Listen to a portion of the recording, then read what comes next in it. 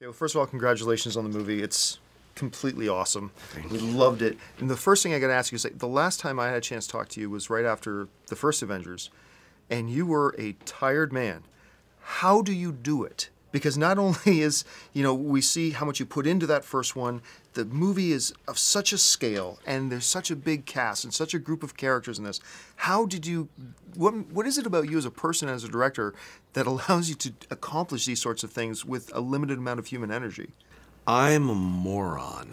And I go, this'll be fun, it'll be fine. Well, we have the finest minds and all, blah, blah, blah. And then, cut to me 2 years later. What was I before? It's like childbirth, you forget. And this was like giving birth to a tree. I mean, it just couldn't have been more painful. It's, for all its scale and all its scope and all its enormity, there's just blood. There's just years off my life. Honestly, just not that bright. I remember you telling a story about how in the original Avengers, you called the first draft of your script very waspy. And, a movie is a living thing. It changes and evolves as it goes. But what was it in Age of Ultron that you knew right from the beginning, these are certain things that we really want to accomplish, or these are certain things we really have to do if we're going to do Ultron? First of all, when you said waspy, I was like, emotionally withholding? Oh, no, it had the wasp in it, right. With this one, I knew Ultron, Vision, Scarlet Witch, Quicksilver, those guys are mainstays of the Avengers in the comics, and I knew that they would bring something new to the party, something that we hadn't seen before in the Marvel Universe, particularly in the Avengers, and a different kind of power and a different conversation about the Avengers, and whether their power was useful or whether it was actually ultimately destructive.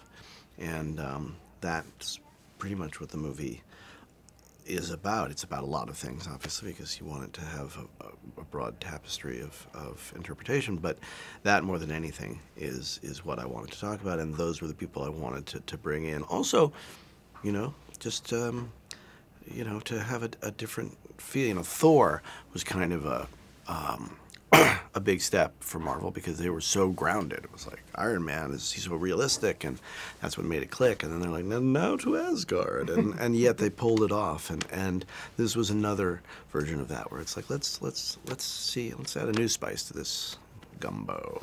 Yeah, people and performers also, they evolve and change, and so does chemistry between people. Aside from the addition of, like, Aaron and Elizabeth, how is this Avengers cast different from the one that you worked with in the first one? Well, they've all aged horribly. They're just, we're holding them together with glue and wires. It's just embarrassing. No, I think the biggest difference is when we made the first one, Cap hadn't come out. The first Cap, Thor hadn't come out, and so there was a certain uncertainty. Everybody was doing great and getting along really well, but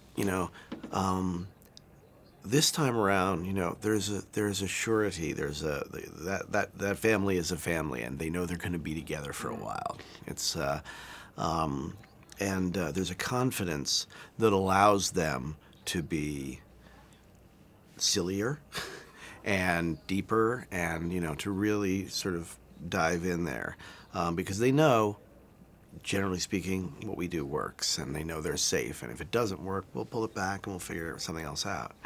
And that, to have that ease means that they can explore, all these different aspects of their characters. Well, listen, man, congratulations on the film. It's incredible. We can't wait to have it on AMC screens. I can't wait for it to be there.